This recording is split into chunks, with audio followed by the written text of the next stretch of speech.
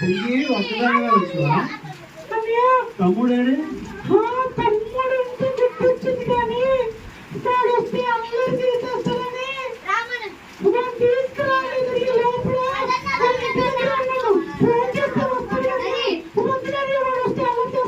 అల్లం చేసే పిల్లలు ఏడు కూడా ఉన్నారు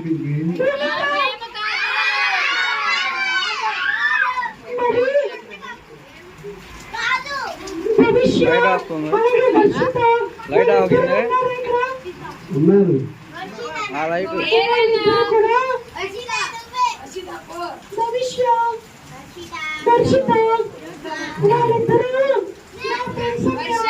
వాళ్ళిద్దరు మీ ఫ్రెండ్సా